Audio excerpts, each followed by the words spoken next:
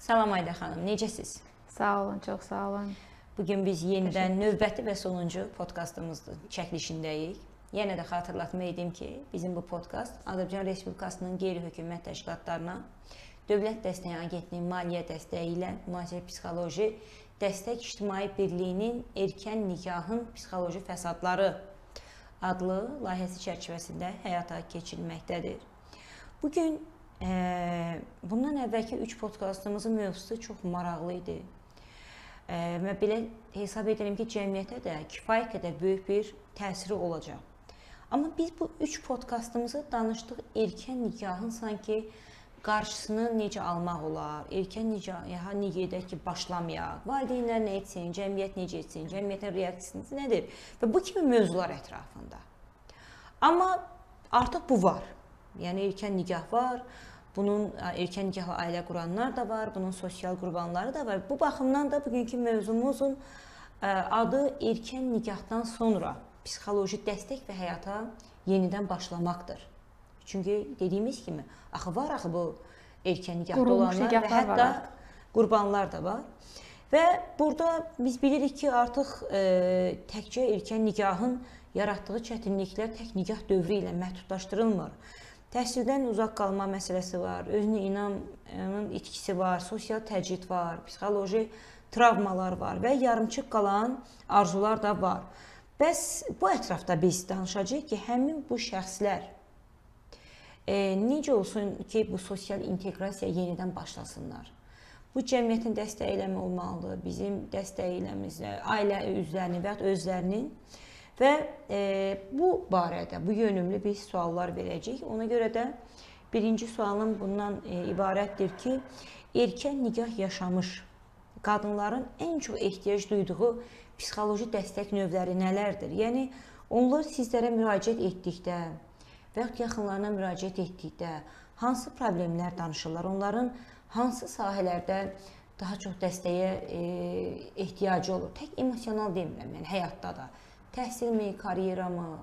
Yəni, bu işin içindən necə çıxsın, həyatlarına necə başlasınlar? Çox gözəl mövzuya toxundunuz Günay xanım. Çünki bu dəfə məhz podkastımızın mövzusu bu olması çox önəmlidir. Ona görə ki, düzdür, çox ailələr bizi dinləyə bilər, eşidə bilər. Həqiqətən də bugünkü gün düşünürəm ki, çox gözəl mövzuya toxundunuz. Çünki əksəriyyət ailələr var ki, hansı ki, bugünkü gün artıq erkən nikahı yaşayıb və erkən nikah prosesinin içərisindədirlər. Biri prosesdə qaynatadır, biri atadır, biri qaynanadır, biri yoldaşdır, biri ərdir, biri dayıdır, biri əmidir. Və bu ailədə bu proses gedir. Təbii ki, düşünürlər ki, tutaq ki, biz bu yanlış etmişik. Artıq biz nə etməliyik? Bəlkə fəsadlarını yaşayıblar, bəlkə yaşamayıblar, bəlkə yaşayacaqlar. Bəlkə də çox ağır bir şeylərlə də üzbəüzdülər.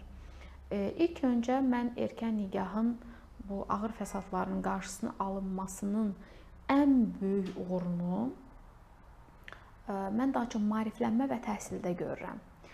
Bu proseslə bağlı mənim biraz xarici təcrübəm də var. Müəyyən bir müddət mən xarici vətəndaşlarla bu istiqamətdə işləmişəm və xüsusilə də xarici ölkənin elə bir istiqamətində ki, orada daha çox qadınlar daha erkən ailə qururdu və bir qədər təhsildən uzaq idilər. Və mən xatırlayıram ki, terapiyanın əsas qismində mən bir texnika olaraq onları təhsil almaya, bir şeylər öyrənməyə, yeni elmi biliklər əldə etməyə, bacarıqlar öyrənməyə yönləndirdim. Və heç unutmaram bugünkü günə qədər də o xanımlardan biri indi hal-hazırda həmin ölkənin ən çox tanınmış psixoloqlarından biridir. Hansı ki, o proseslərdən sonra təhsil almağa başladı, düz 37 yaşında. İndi ən məşhur psixoloqlarından biridir. Hətta? Layihə çərçivəsində, bəli. O xanımla mən çalışmışam. Və tez-tez də paylaşımlarını görürəm, uğurlarını görürəm. Yəni, siz onu həyatın bir içindən çıxarda bilmisiniz. Eynən. O erkən nikahdan sonra övladın doğulması, övladın davranışlarına adaptasiya oluna bilməməsi, tərbiyə modelinin yanlışlığı, onun üzərində bir çalışmalar və ondan cəmi 3 il sonra xanımın ali təhsilə başlaması özdə psixologiya olan marağından dolayı psixologiya ixtisasını seçdi. Dediyim kimi bu dəqiqə həmin ölkədə ən məşhur psixoloqlardan biridir. Çox maraqlıdır. Bax, necə başlayır o da oradan psixoloji travmadan sağalma prosesi? Maraqlı bir case yadıma düşdü indi hal-hazırda elə. Mən xatırlayıram ki, bax o xanımla bizim görüşümüz və o bir layihə idi. Layihə çərçivəsində bir neçə xanımla görüşümüz. Nə cür bir istiqamət idi? Yəni onlar daha erkən nigah qurmuş xanımlar idi. O belə desək, o ərazi baxımından o bölgədə bir oxuma, təhsil bir qədər daha uzaq olublar və bir-birlərini də tanıyırdılar, mehriban idilər və uşaqlarını böyütməyə, ailəyə daha çox mərkəzli idilər. Artıq biz nə ilə nəticələnirdi? O qədər uşaqlarını önəmsiyirdilər, o qədər hər addımını izləyirdilər, o qədər uşaqlarına baxımda təmizlik, qayda, qanun ki, obsessiv düşüncələr yaranırdı. Biz bir müddət o obsessiv düşüncələrlə işlədik. Daha sonra həyat yoldaşları ilə olan münasibətlərdəki fəsadları işlədik. Çünki obsessiv düşüncədə olan xanımlar əlbəttə ki, ailə daxili konflikt də yaşayır. Çünki obsessiyanı münasibətlərinə də gətirir. Onları işlədik, onların özgüvənini işlədik, sosiallaşmasını işlədik, adaptasiya proseslərini işlədik, ünsiyyət çətinliklərini işlədik və prosesləri tamına bitirdikdən sonra o birisi prosesin içərisində travmalar da var. Anaları qınamaq, ataları qınamaq, bütün o mövzuları çalışdıq ki, yəni artıq həyatda heç kəsi qınamasınlar. Niyə görə? Çünki artıq situasiya belə gətirib ki, burada bir ailə var, içində də övladlar var. Bəlli bir mərhələləri bitirdikdən sonra motivasiya çalışmalarına başlayırıq təbii ki, psixoterapiya mərhələsi olaraq. Orada ixtisas, nə etmək istəyərdin, həyatda nəyə marağın var, hansı sahəyə getmək istəyərdin, nə ilə məşğul olmaq istəyərdin? Bir neçə xanımla çalışmalar etdik. O xanımlardan bəziləri sənətlərə yönləndilər. Bişirməmi, tikməmi, toxumamı orada çox məşhurdur. Demirəm, cəmi bir xanım məhz psixologiya ixtisasına yönləndi. O travmalarını sağaldaraq ora doğru getdi və özü də dedi ki, mən gələcəkdə onlarla özüm kimi qadınlara örnək olmaq istəyirəm. Necə mən bu şeylərin içindən keçdim. Amma bu təbii ki, hər qadında ola bilməyəcək. Niyə? Hər qadında o psixi güc olmaya da bilər. Hər qadında həyat yoldaşının dəstəyi orada var idi, dəstəyi olmaya da bilər. Ailə də o xanıma çox dəstək oldu ki, o təhsili ala bilsin, qabağa gedə bilsin. Niyə bu örnəyi dedim? Çünki mənim düşüncəmə görə burada təhsil, öyrətim, baxın, mənə görə dərzilik belə təhsildir. Mənə görə aşbazlıq belə təhsildir. Mənə görə tikiş sənəti belə təhsildir. Əlbəttə ki. Çünki sən əgər hər gün disiplinli şəkildə təhsil mərkəzinə gəlirsən, təlim mərkəzinə gəlirsən, oturursan, 3 saat, 4 saat bir şeylər öyrənirsən və evə gedirsən, tətbiq eləyirsən, yeni nəsə öyrənirsənsə, bu özü öyrənmə prosesidir. Və bu da təhsilin içindən keçir, elə deyilmi? Və bu proses sənin beynində yeni neyronlar əmələ gətirir. Köhnə neyronları sanki aşılayır, işləyir, cilalayır, mərkəzləşdirir, birləşdirir və sanki yeni şəxsiyyət doğulur. Ona görə də bax bu yolda ən çox bu təlim, təhsil istiqaməti çox ciddi rol oynayır və mən bu xanımlar hansı ki artıq o ailə nigah, erkən nigahın fəsadlarını yaşayır, hər zaman deyirəm ki, idmana başlayın. Sadə yürüşlərə başlayın, evdəki idman hərəkətlərinə başlayın, təkrarlayıcı idman hərəkətlərinə başlayın. Sosial şəbəkələrdən açın yoga hərəkətlərini, yoga pozisiyalarında oturun. Niyə? Bədənini açmayan insan öz problemlərini açıb həll edə bilməz. Baxın, indi hər birimiz deyirik ki, psixoloqlar çox bahadır, psixoloqlara getmək olmur, heç nə eləmək olmur. Hər kəs problemi psixoloqun yanında həll edə bilməz. İnsanların elə problemi var ki, heç kəs aça bilmir. Heç psixoloqun yanında belə gələcək, oturacaq aylarla. Danışa bilməyəcək. Danışmayacaq. Var sizdə ödənmə? Əlbəttə, əlbəttə var. Elə кейsim var ki, 7 il əvvəl terapiya eləmişəm. 8-ci ildə gəlir, mənə çox maraqlı bir hekayəsini danışır, hansı ki, acınacaqlı travmadır. Və artıq mən başa düşürəm onu niyə indi danışdı. Çünki onun üçün yetişdi. Ora qədər yetişməmişdi. O qədər belə кейslər var. Ona görə də siz idman hərəkətlərini etdikdə, neyro məşqlərinizi etdikdə, siz beyninizi açırsınız, o hadisələrin yükünü atırsınız. Ona görə də bunlardan istifadə eləsinlər və erkən nigahların fəsadlarını bugün işləmək üçün ən yaxşı vasitə tərəflərin ər və arvad olaraq bir araya gəlməsi, qadının, kişinin özlərini müzakirə etməsi, mübahisə yox. Niyə biz erkən nikah qurduq yox? Nəyi düz etdik bu günə qədər? Ayda xanım, dediklərinizə qüvvət. Bəzi qadınlar yaşadıkları çətinliklərə görə özlərini günahkar bilirlər. Bax bu hiss hardan qaynaqlanır? Ümumiyyətlə insanlarda enerji düşüklüyü yaşanılanda, insanlar travma aldıqda, gərginləşdirdikdə və psixoloji stres, depressiv əlamət yaşadıqda, xüsusən depressiyanın kəskin mərhələlərində insanların bir xüsusiyyəti var ki, özlərini günahlandırmağa başlayırlar.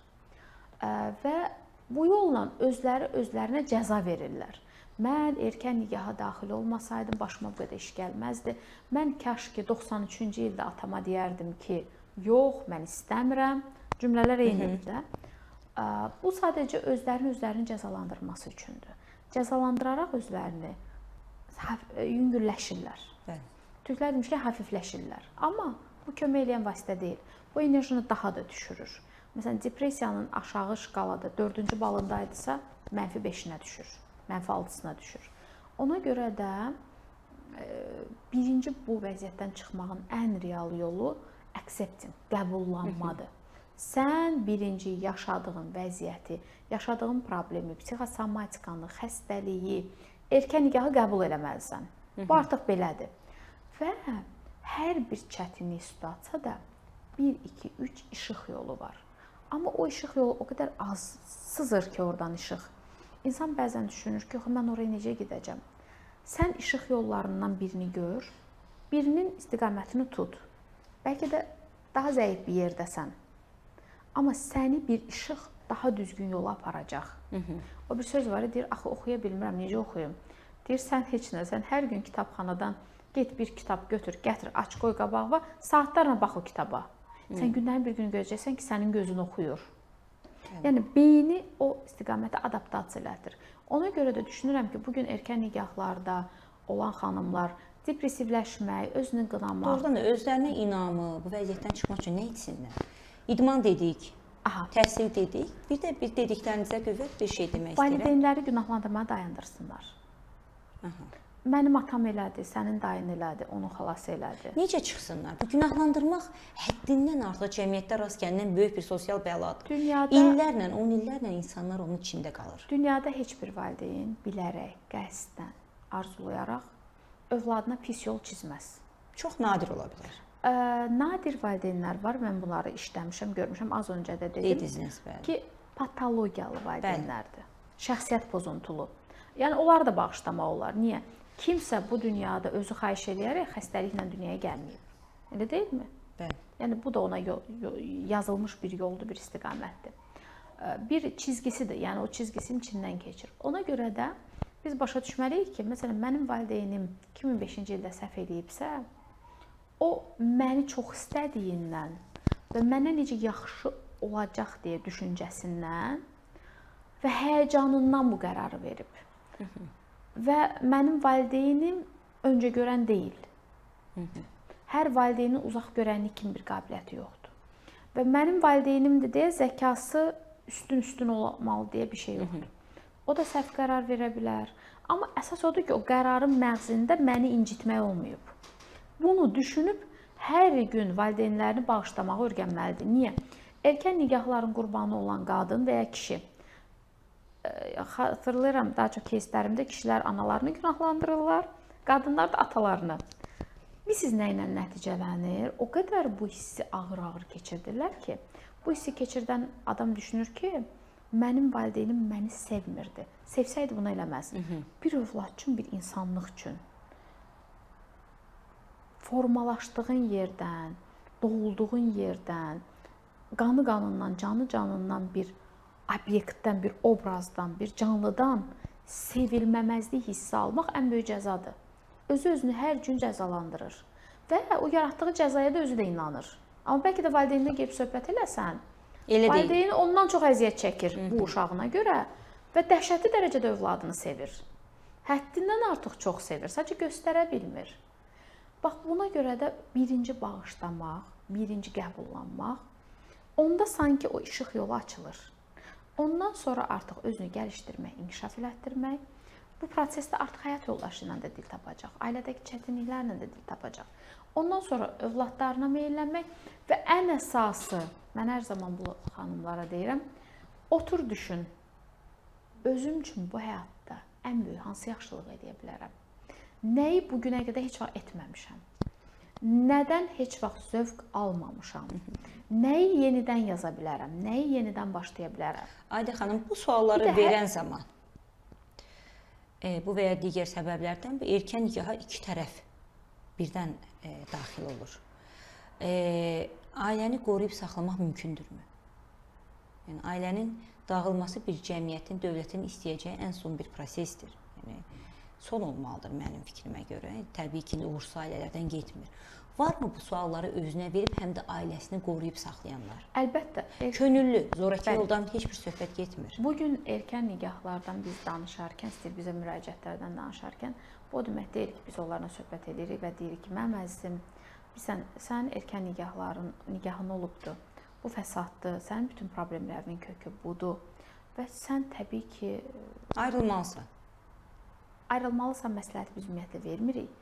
Sən otur düşün, çarəni nədə görürsənsə o addımı at və özünü xilas elə. Bu məsələ həll yolu deyil. Əlbəttə deyil. Çünki bu xanım orada həyatını qurub, orada onun hissləri də var, emosiyaları da var. Hətta xoşbəxt ola bilər orada. Bəlkə xoşbəxtdir. Əlbəttə ki, amma müəyyən çatışmazlıqlar qalır içində. Özünü gəlişdirməyib, inkişaf elətdirməyib, amma bəlkə bir mental olaraq xoşbəxtdir, rahatdır. Elə deyilmi? Biz sadəcə bu qadına nəyi önəririk? Özünü gəlişdir, amma ailəni qoru və möhkəmləndir. Təbii özünü gəlişdirmə mərhələsi də yoldaşınınla da razılaşmış olsun. Yəni biz heç bir qadına deyə bilmərik ki, bilirsən əzizim, mən hesab edirəm ki, sən təhsil almalısan və ya sən sənəti öyrənməlisən. Sən işləməlisən, pul qazanmalısan, özünü xilas eləməlisən. Belə bir dünya yoxdur. Ailələrdə normal erkən nikah yox, normal nikahda olan işləyən, qazanan, çalışan ən qədər qadın var ki, amma xoşbəxt deyil. Bəli. Hər gün ailə konfliktləri ilə qarşılaşır, hər gün işgəncə mi çəkir, fiziki şiddət mi çəkir? Bu da xilas yolu deyil axı. Doğrudur. Ona görə də mən bu qadınlara hər zaman deyirəm ki, tamam, sən erkən nikaha daxil olmusan, sənin də zamanında təbii olaraq uşaqlığından dolayı səhvlərin var idi. Gəl onları da işləyək, həyat yoldaşından da dil tap, özünü də gəlişdir və ən son bu həyatın sonunda belə bir şey başa düş ki, mən bu həyata boş-boşuna gəlmədim. Özüm üçün də yaşadım. Sadəcə mənim üçün çizilən yolu getmədim. Özüm də özümə uyğun bir yol tapdım. İnkişaf üçün. Ailə həyatından söhbət getmir. Və bu həyatın sonunda yaşadığın həyata peşman olmayasan. Təbii ki, erkən nikahlarda mən bəylərlə də çalışıram. Çünki erkən nikaha girmiş bəy, əgər özünün 25-35 yaş arası bir yaşı varsa, qarşı tərəf uşaqdır onun gözündə. Və onun səhvləri də olubdur, düzləri də olubdur, yığışıb başa salıblar ki, o hələ ailə həyatına hazır deyil, aldığı travmalar da var, qaçışı da var idi bəlkə. Onu da istiqamətləndiриrik ki, sən də bu travmalarından arın. Çünki sən tərəfdən də bəlkə bu düzgün qərar deyildi. Artıq ora gəlmişik və bu ailə qorunmalıdır, saxlanılmalıdır. Bu ailəni inkişaf elətdirməliyik. Məsələn, qadının depressiyalarını həll eləyəcəyik. Siz daha da mehriban olasınız. Çünki depressiv amillər təbii ki, ailə həyatına mane olur. Bir yerdə bir kəsişmə tapırıq.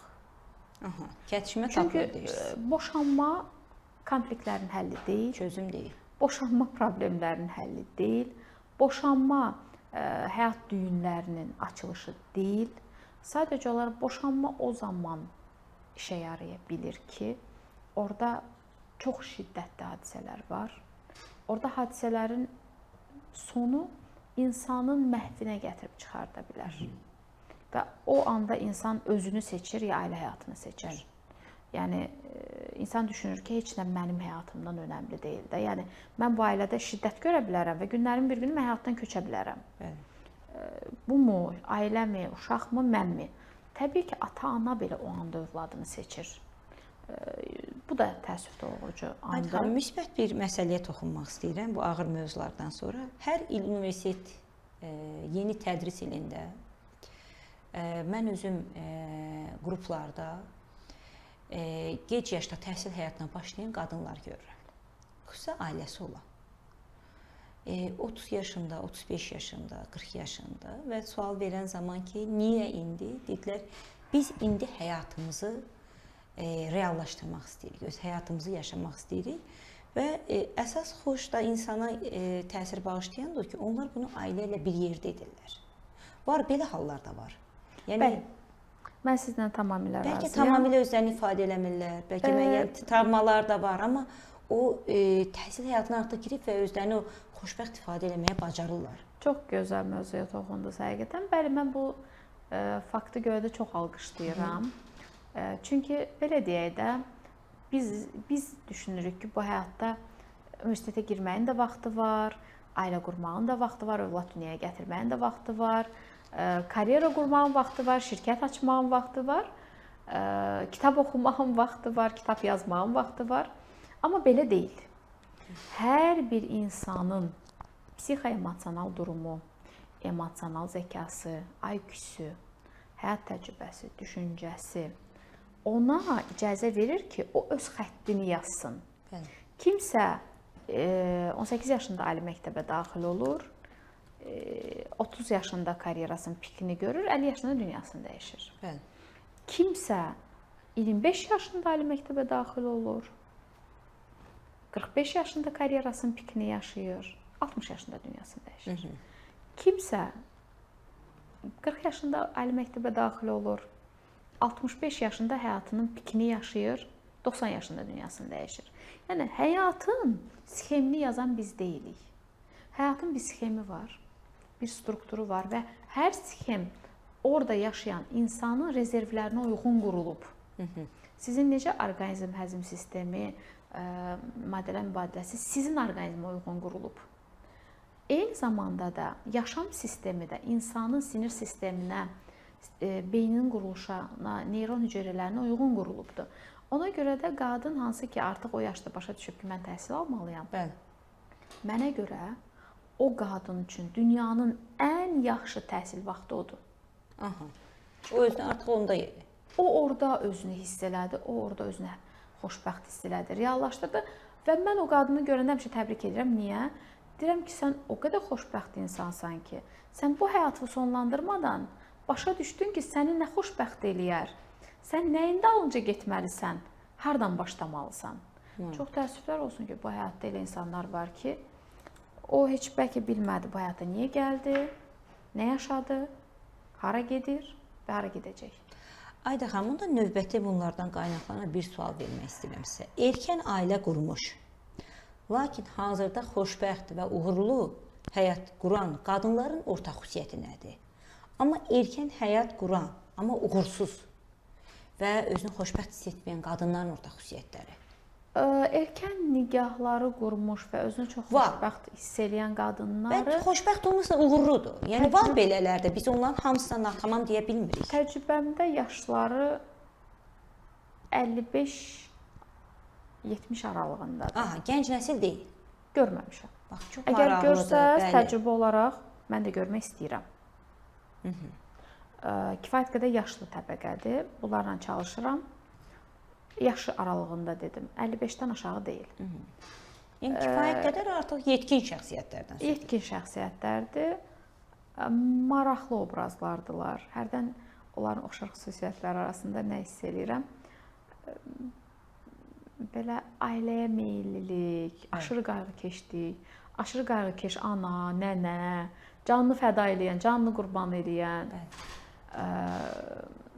İllər keçmiş, yaşı böyümüş, amma öz daxilində uşaq qalmış. Aşırı sadə lüğətdə deyərdim. Özünü daha çox ikinci, üçüncü plana atmış biri, hansı ki digərlərini daha çox önəmsənmiş. Özgüvəni biraz daha orta olan. Amma uğurlu olduğu üçün nigahı hər bir şeyi həyat yoldaşında görən, övladlarında görən, bütün danışıqlarında belə həyat yoldaşının adını çəkən, övladlarının adını çəkən və ailə həyatı ilə çox fəxr eləyən bir qadın tipi. Amma digər tərəflərinə baxırsan çox böyük boşluqlar var. Və digər bu tərəfə baxanda, hansı ki erkən nigahları qurub və uğursuzdur, o kateqoriya daha çox təsadüf eləyirəm yaş olaraq 30 ən az mənim gördüyüm 30 uğursuz 30-47-48 aralığında bir 50-yə yaxın yaşlarda çox tez-tez təsadüf eləyirəm. Onlarda oxşar əlamətlər nədir? Nevroza bənzər əlamətlər, depressiv əlamətlər, özünə hətta yaş şeyi birləşdirir onları. Bəli, özgüvənsizlik, bəli, aqressiya, övladına belə mənəvi yaxın ola bilməmə, ünsiyyətsizlik. Bəs varmı onlarda özlərini yaşadıkları travmalardan dolayı övladlarına təzyiq, onları müəyyən bir qəlbə salmaq? Elə onları vurğulayıram. Son dövr belə bir neçə keyslə işlədim. Özünü tam reallaşdıra bilməyib də, tutaq ki, indi övladına üsyanlarla mən sənət sahibi olmadım, sən oxuyacaqsan, sən bu sənətin sahibi olacaqsan. Mən o zamanlar piano dərslərinə gedə bilmədim, amma sənin piano dərslərinə başlamağını istəyirəm. Sanki bilirsiniz nəyə oxşuyur? O valideynin beynində böyük bir ağ lövhə var, yazılmamış və ağappaq qaldı. O lövhəni indi övladının beyninə köçürtmək istəyən valideynlərdir, analardır xüsusilə. Bəli, bu da psixoloji fəsaddır və eyni zamanda da erkən nigahın psixoloji fəsadıdır. Və hətta baxırsan ki, o erkən nigahın fəsadlarından birindən də üzləşmişdim. İndi bəli bir yaşı var, deyir ki, mən istəyirəm ki, tələbələr necə gedir, gəzir, əylənir, mahnı oxuyur, rəqs eləyir, dostlarından görüşür. Mən onları yaşamaq istəyirəm. Düzdür, deyir, evdə buna heç kəsə izah eləyə bilmərəm, mənə çox pis baxarlar. Amma deyir, bu his mənim içimdə yığılıb qalıb və çıxara bilmirəm deyə əziyyət çəkirəm. Ümumiyyətlə, nəzərə alın ki, yaşamadığımız hər his, hər duyğu bizim kəskin, ağır tərəflərimizdir. Ayda xanım, həmin mən bayaq o tələbələrdən ki, söhbət açdım. Onlara da sual verəndə, özünüzü gənclərin arasında necə hiss edirsiniz? Verdikləri həmişə istisnasız bir hal olub. 18 yaşındakı kimi. Eynən. Niyə? Çünki bax o qadın ola bilər erkən nigaha getdi, təhsilini kənara qoydu. Çox vaxt belə şikayətlər də olunur ki, mənə dedilər ki, ailə qur, biz səni oxudacağıq, amma eləmədilər. Bastırılmış arzular qaldı da içəridə. Axı o emosional zəka baxımından özünü 17-18-də saxlayıb. Bilirsiniz niyə? O hiss yaşanılmıyor, baxı dolsun. Elə deyilmi? O gəlir təkrar hansı qrupun içində olmaq istəyir? Bu qrupun içində. Çox maraqlı bir ortaq xüsusiyyət var. İstisnasız hamısı da yaxşı oxuyur. Necə? Yaxşı oxuyurlar. Niyə? Niyə? Çox maraqlıdır. Çox yaxşı oxuyurlar. Misal çəkim. Səhrada susuz qalmış uzun müddətli birinin su içməsi ilə mənim sizin su içməyimiz bir olmayacaq. Onun beyni çox uzun illər, beyin hüceyrələri, beynin neyronları informasiyaya, biliyə, inkişafa, kollektivləşməyə, ünsiyyətə, paylaşmağa, bölüşməyə ac qalıb. Doğru. Ona görə də o hər dəqiqəsinin də qədrini bilir, hər anının da qədrini bilir. Necə ki, bəlli bir insanlar var, çox gec yaşda valideyn olurlar. Artıq o qədər həssas o övlada davranırlar ki, nənəlik, babalıq yağır o valideynlərin içindən. Ona görə də mən əslində çox istəyərdim ki, bizim valideynlərimiz öz övladlarını vaxtında nigaha icazə versinlər, yönləndirsinlər, yön versinlər, vaxtında doğru, düzgün zamanda nigahlara istiqamətləndirsinlər və psixoloji hazırlıq olduğu zamanı bunu icra eləsinlər ki, bu ağır fəsadlarla qarşılaşmayaq. Niyə? Həyat sistemli düzəndir. Əgər o sistemin hər hansı bir düzəninin prinsipini pozduqda, qarşıdakı illərə o bizim qarşımızda bir faktor kimi qoyulur. Uzun illər düşünürük ki, bax, filan kəsin uşağında filan səbəb nədən qaynaqlandı? Ailənin şəcərənin içərisini açanda, hadisələri açanda o səbəbi tapmaq olur. Düz buna zamanımız çox gedir. Ona görə düşünürəm ki, atalarımız, babalarımız olğun şəxsiyyətlərdilər. Yaşamış, illərin təcrübəsi, onlar artıq bax, bugünkü gün bizim, sizin, məktəbin, sosial mühitin, insanların çağırışına önəm versinlər ki, bax, hansısa insanlar deyir ki, erkən nigah yaxşı deyil, erkən nigah fəsadlıdır, uşaqlar böyüməlidir, oxumalıdır, zamanı çatanda nigaha daxil olmalıdır. Ola bilər bu gün sənin maddi durumun yoxdur ki, övladını oxudasan, elə deyilmi? Sən ona bir sənət qazandır, bir peşə qazandır, bir şeylər öyrənsin, həyatdan bir şeylər qazansın. Nigah hər zaman, hər bir halda, hər bir dərdin çıxış yolu deyil. Nigah o zaman xeyirli, uğurlu ola bilər ki, insan tam o qapının ağzındadır. Qapını döyüb içəri girməsi lazımdır. Yəni belə desək, mən hər zaman deyirəm, aptekdə faydalı dərmanlar çoxdur. Amma siz hər zaman gedib orada çalışan insana sual verə bilməzsiniz ki, mən özümü yaxşı hiss eləmirəm, mənə yaxşı təsir edən dərman nədirsə, hamısını ver, gedim içim. Hər dərman hər zaman yaxşı olduğu halda hər şeyə kömək eləyə bilməz. Ayda xanım, erkən yaşda ailə qurmuş bir qadın hal-hazırda sizi dinləyirsə, ona məsləhət verəcəyiniz məsələn 3 vacib nüans nə ola bilər? Özünə dönsün.